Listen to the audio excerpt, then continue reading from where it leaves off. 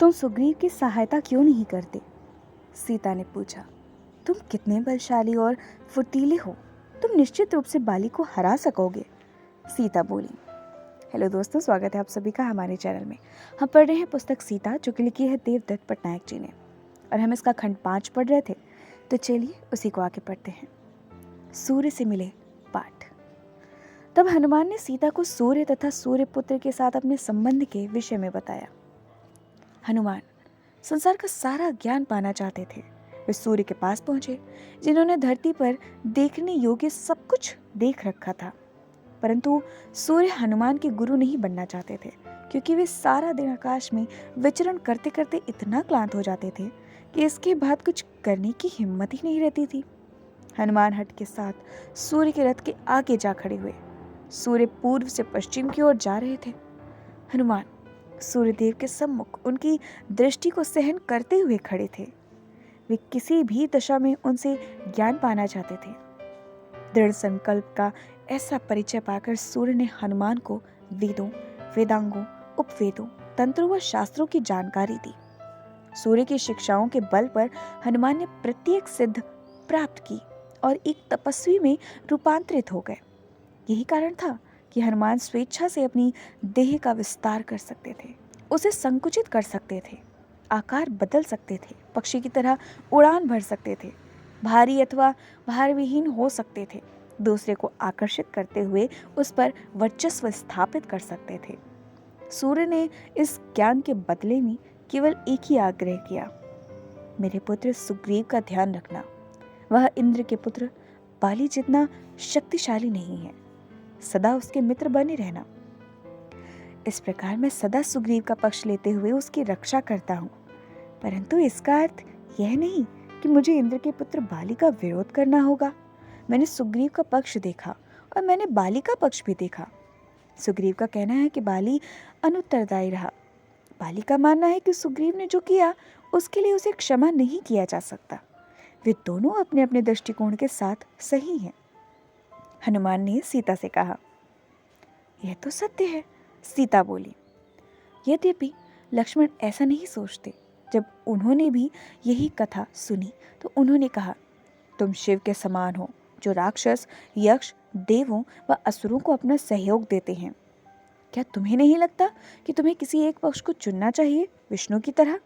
तुम्हें सदा उचित पक्ष का साथ देते हुए शक्तिहीन के लिए लड़ना चाहिए। हनुमान ने उत्तर दिया, परंतु यह निर्णय कौन करता है कि कौन उचित है अथवा कौन अनुचित? बाली और सुग्रीव दोनों को ही यही लगता है कि वे उचित हैं, और यह निर्णय कौन लेता है कि उनमें से कौन शक्तिहीन है? क्या राम वनवास में होने के कारण शक्तिहीन है? क्या सीता शक्तिहीन है क्योंकि रावण ने उन्हें हार लिया है? क्या शक्ति अपने भीतर से आती है या इसे कहीं बाहर से अर्जित करना होता है? इसके बाद हनुमान ने लक्ष्मण को वह कथा सुनाई जो उन्होंने सूर्य से सुनी थी। एक बार इंद्र के स्वर्ग के लिए एक असुर से संकट पैदा हो गया, जिसने एक महिष अर्थात भैंसे के रूप में उन पर धावा बोल दिया। तो देवगण मिलकर शिव के पास सहायता की याचना करने गए। उन्होंने देवों से कहा कि वे अपनी आंतरिक शक्तियों के संयोजन से किसी एक सत्ता को जन्म दें। उन्होंने अपने भीतर से अपनी शक्तियों को प्रकट किया। देवों की अनेक शक्तियों ने मिलकर एक चकाचौंध करने देने वाले प्रकाश का रूप ले लिया, जिसे दुर्गा के नाम से जाना गया। दुर्गा वे अनेक भुजाओं वाली एक भगवती हैं जो सिंह पर सवार होकर युद्ध भूमि में आई और महिषासुर का अपने त्रिशूल से वध कर दिया। हनुमान ने लक्ष्मण से पूछा, राम के भाई, मुझे ये बताएं, आप किसे संरक्षण प्रदान करते, महिष से देवों को अथवा उस महिष को सशस्त्र सिंहवाहिनी भगवती से? देव पीड़ित हैं तथा दुर्गा उनकी मुक्तिदात्री हैं, लक्ष्मण बोले। तब हनुमान ने लक्ष्मण को एक और कथा सुनाई जो उन्होंने सूर्य के मुख से ही सुनी थी। बहुत समय पहले की बात है। देवों और असुरों ने सागर मंथन किया, जिसमें से अनेक अनमोल संपत्तियां बाहर निकली। उनमें इच्छा पूर्ति करने वाला कल्पतरु वृक्ष, इच्छा पूर्ति करने वाली गौ कामधेनु, इच्छा पूर्ति करने वाला रत्न चिंतामणि व अमरता प्रदान करने वाला अमृत शामिल था। विष्णु ने मोहिनी का रूप धरकर सबको मोह लिया और उनसे वादा किया कि वे सारे उपहारों को समान रूप से विभाजित करेंगी। किंतु उन्होंने वह अमृत केवल देवों के बीच ही विभाजित किया। इस तरह वे देव इतने शक्तिशाली हो गए कि उन्होंने सभी संपत्तियों को अपने अधिकार में लेकर अपने निवास स्थान अमरावती को स्वर्ग, आनंद व भोग की स्थली में बदल दिया। इस तरह छले गए असुरों ने कभी देवों को क्षमा नहीं किया। वे बार बार अलग रूपों में उन पर आक्रमण करते रहते, जैसे कि महिषासुर ने किया था। तो वास्तविक पीड़ित कौन है, देव अथवा असुर? तभी राम बोले, तुम यह क्यों मानकर चलते हो कि विष्णु देवों का पक्ष लेते हैं? ऐसा इसलिए है कि उन्होंने उन्हें अमरता प्रदान करने वाला अमृत दिया है।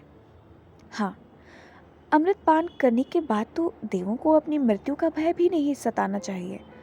तो वे अब भी इतना असुरक्षित क्यों अनुभव करते हैं? उन्हें क्या खोने का भय है? वे अपनी संपत्तियों से क्यों चिपके रहते हैं? ये सच है कि विष्णु ने देवों को संपत्ति तो दी है, परंतु क्या वे उन्हें शांति दे सके? क्योंकि वे अब भी अपनी पहचान को वस्तुओं के साथ जोड़ते हैं। और हाँ, शिव अपना सब कुछ राक्षसों व असुरों को दे देते हैं, सब कुछ।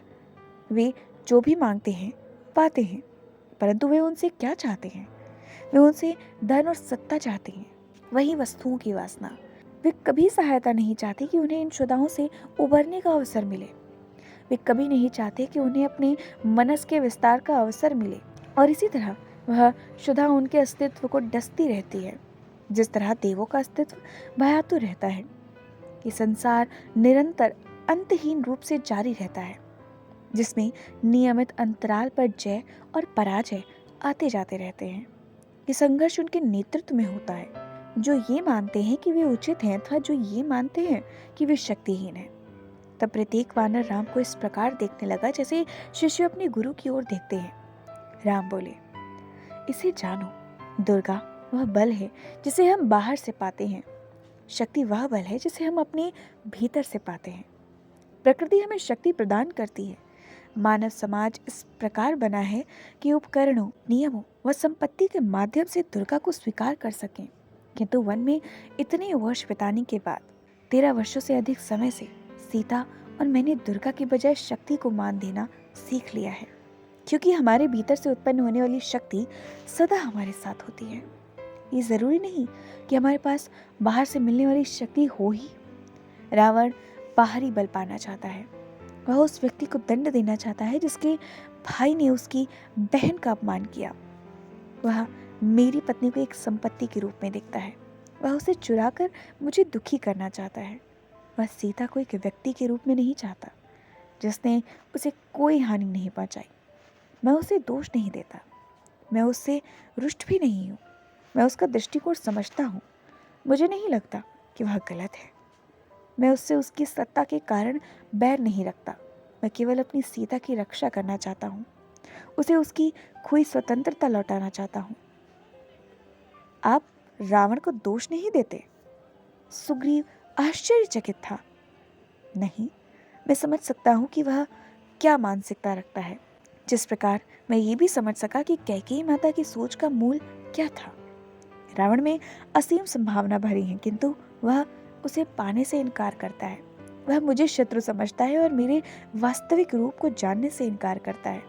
माँ कैकेयी की तरह वह भी यथार्थ के विषय में अपनी ही धारणा से आक्रांत है। राम बोले।